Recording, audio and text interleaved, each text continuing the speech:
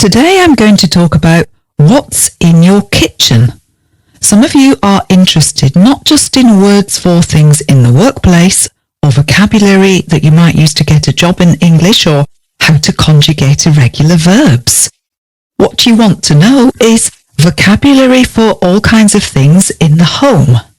Objects in your kitchen, your bathroom. So here it is by popular request. Some words for objects in your kitchen. Most of us cook and all of us eat, so this is pretty universal as a topic.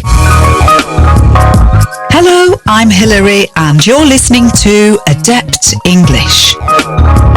We will help you to speak English fluently. All you have to do is listen. So start listening now and find out how it works. If you're learning English, these are the everyday objects that perhaps aren't covered in your average English language course. These are the detailed day-to-day things that you use and which matter to you, of course. If you're living in an English-speaking country or if you need to speak English in the home. There are lots of these words, so let's see how far we get today. It's better to learn a few words well rather than me overload you with too many words. I'll give you a little scenario so that you can picture me in my kitchen cooking some breakfast, and that will help us include some of the words that you might need to know.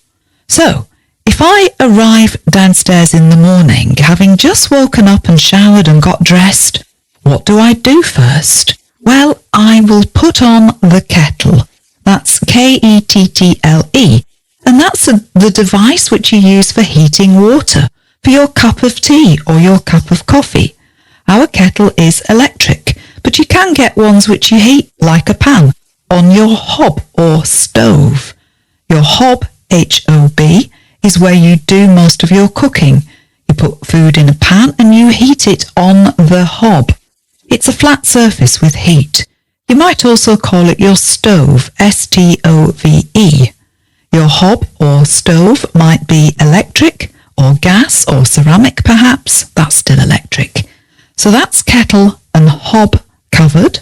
And a pan, P-A-N, well, that's a metal container, usually with a handle and possibly with a lid, L-I-D, to go on the top. And you can put a pan directly on your hob. And there are different types of pan. For instance, you would use a saucepan if you wanted to make a sauce, some custard or some gravy, or to heat up your baked beans, your porridge or your soup. And you'd use a frying pan to cook meat, fish, eggs or an omelette perhaps. That's F-R-Y-I-N-G, which is a gerund to make an adjective from the verb to fry, F-R-Y. And to fry means that you cook something in hot oil. I don't usually eat breakfast, but what I'm about to talk about does happen occasionally. You can add into this picture, I've put on the kettle to make a cup of tea, and now I'm going to do some eggs frying in a pan on the hob. And I've just put some sliced bread in the toaster. The toaster, T-O-A-S-T-E-R, is like the kettle, an electrical appliance. And the job of the toaster is to toast or to brown my bread, to make toast. Or you could also put sliced hot cross buns or crumpets in your toaster. So my eggs are frying nicely and my kettle is nearly boiling. That's to boil, B-O-I-L, and that means it's nearly bubbling, 100 degrees Celsius. I might then get a mug, M-U-G, for my tea and reach into the kitchen cupboard, that's C-U-P-B-O-A-R-D, for a tea bag. Most tea in the UK isn't brewed the old-fashioned way, using loose tea and a teapot, that's T-E-A-P-O-T. No, we tend to use tea bags. So tea in a little bag which you throw away afterwards. I put my tea bag into my cup and pour on boiling water from the kettle. What's also possible is that I make a pot of coffee instead. In our house, that means grinding the coffee beans in a hand grinder. So that's grinder, G-R-I-N-D-E-R, and the verb to grind, G-R-I-N-D. This is what you do with coffee beans. And you might use a coffee machine for your coffee, but we use a cafetiere. So that's C-A-F-E-T-I-E-R-E, a cafetiere, with an accent on the second E, is a jug for making coffee, usually glass, but ours is a French coffee pot, so it's made of metal. There's a mechanism in a cafetiere for keeping the coffee grinds away from and separate from the coffee. You don't want those in the bottom of your mug. So some days it might be coffee, and the cafetiere, which is a French word, of course, there's a little grave accent on the E, which tells you that, but we do use this word in English. And some days it might be a cup of English breakfast tea. Then I notice my toast has popped. That's the verb to pop, which we use for all sorts of things, but that means that the toaster has stopped toasting and the toast has appeared at the top of the toaster. It's popped, or it's popped up. I'll then go over to the fridge, that's F-R-I-D-G-E, which is another electrical appliance in my kitchen, a big white box like a cupboard with shelves, and it's cold inside my fridge, specifically about 4 degrees Celsius in there. So I go over to my fridge or refrigerator, if you want the full word, to get out the milk.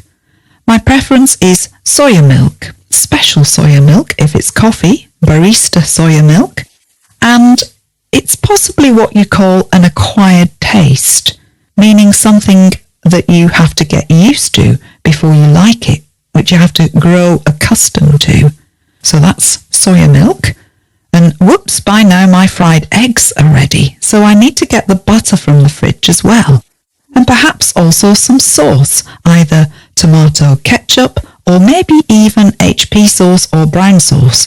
That last one is called HP after the Houses of Parliament in Westminster in the UK. What else do I need for my breakfast? Well, I don't take sugar in my tea, but it's sugar, S-U-G-A-R, in case you do take it. And we talk about sugar in spoonfuls, that's S-P-O-O-N-F-U-L, when making tea or coffee. How many spoonfuls of sugar do you have in your tea? And that's, of course, from the word spoon, S-P-O-O-N, a spoon that you would eat with, perhaps.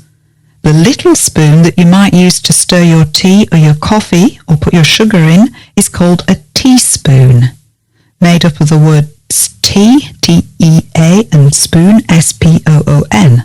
We might even talk about teaspoonfuls of sugar. So a compound word, T-E-A-S-P-O-O-N-F-U-L-S. While I'm on that topic, what I do before I eat my eggs on toast and drink my cup of tea, well, I will set the table. This means I make a place setting at the table. Probably that would mean putting onto the table where I'm going to sit and eat my eggs on toast a table mat. That's table mat, M-A-T, for under my hot plate, and with it a knife and fork. That's knife, K-N-I-F-E. This is what you use to cut up your food, and the fork, F-O-R-K. This is what you use to stab your food and put it into your mouth when you're eating.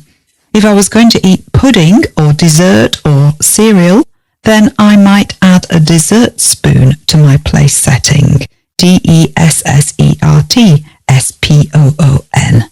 And if there was soup, very unlikely at breakfast time, I'd also add a soup spoon. One more type of spoon, if you have a large spoon for serving things at the table, for helping yourself to a portion of food from a large bowl or dish, that large spoon might be called a tablespoon, T-A-B-L-E-S-P-O-O-N, or a serving spoon. Altogether as a group, these metal utensils for eating, for feeding yourself, are known collectively as cutlery. That's C-U-T-L-E-R-Y. And another term for all the pot items, if you like your plate, P-L-A-T-E, or your bowl, B-O-W-L, or dish, D-I-S-H, that you eat from, or your cup or mug that you drink from, they're known collectively as crockery, C-R-O-C-K-E-R-Y. So your cutlery is your knives, forks and spoons, and your crockery is your bowls, plates and dishes. Okay, so it's all ready. I serve my eggs on toast, having first put butter on my toast, or you might say I'd buttered my toast. And my cup of tea is brewed or ready. If it's the weekend or I'm feeling particularly lavish, I might decide I'm going to have a glass, G-L-A-S-S, of orange juice with that too. Again, there are different types of glass, especially for alcoholic drinks. If it was a glass for fruit juice, I'd probably just use a tumbler, which is Tumbler. That means plain glass. If I was to drink wine, probably not at breakfast time, I would use a wine glass, Wineglass, and wine glasses usually have a stem, a narrow piece of glass joining the top and the base.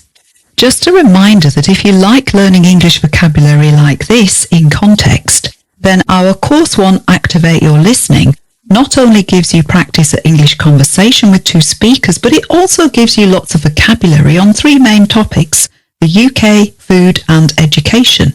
Go to our website at adeptenglish.com, not only for the transcript for this podcast, but also to our language courses page to find out more about Course 1 Activate Your Listening. Okay, what about when I've finished my breakfast? If there aren't many dishes, I might decide to wash up in the kitchen sink. That's S-I-N-K. The sink is where you do your washing up. You can fill it with water. That's what happens in the kitchen sink anyway. And in the bathroom, the sink might be where you clean your teeth. That would involve turning on the tap, T-A-P, so that the water flows into the sink. Or if you prefer US English, the tap is called the faucet in the US. That's F-A-U-C-E-T. For washing up, I'd probably use some washing up liquid. That's the detergent that you use to wash up and make bubbles. Ours is called Fairy Liquid. And if there are more dishes or I'm feeling less energetic, then I might put my dirty dishes, my dirty pots, as we'd say, into the dishwasher. That's the machine that washes the dishes. And again, another compound word is spelt D-I-S-H-W-A-S-H-E-R. And instead of washing up liquid there, I would use a dishwasher tablet. That's T-A-B-L-E-T, or dishwasher tab for short. Then, after such a good breakfast, I would be ready for my day. Okay, let's just recap there a minute. The words that I've used, just so that you can remember them: kettle, hob, stove, pan, and lid to go with your pan. Then saucepan and frying pan, toaster, cupboard, teapot, coffee grinder, and cafetiere. Coffee grinds. The fridge, tomato, ketchup and HP sauce. Then I covered sugar and the idea of teaspoons and teaspoonfuls. And I covered the rest of the cutlery, that's knives, forks and spoons. And also different kinds of spoon. So not just teaspoons, but dessert spoons, soup spoons, tablespoons and serving spoons. Cutlery as the collective word for metal utensils, and also remember crockery as the collective word for your plates, dishes and bowls. I also talked about glasses, tumblers and wine glasses. And I covered washing up in the sink, sometimes called doing the dishes, and how I'd use the tap or faucet to turn the water on, and probably some fairy liquid. Or I might use the dishwasher and a dishwasher tablet to do my washing up. Hopefully it helps to have a little recap. How many of those words did you already know? And how many of the ones you didn't know do you remember now? You know how this works. Listen to this podcast a number of times until you can remember more of this vocabulary. It'll help you picturing me in my kitchen, making tea or coffee and cooking eggs on toast for breakfast. Enough for now. Have a lovely day. Speak to you again soon. Goodbye. Thank you so much for listening. Please help me tell others about this podcast by reviewing or rating it. And please share it on social media. You can find more listening lessons and a free English course at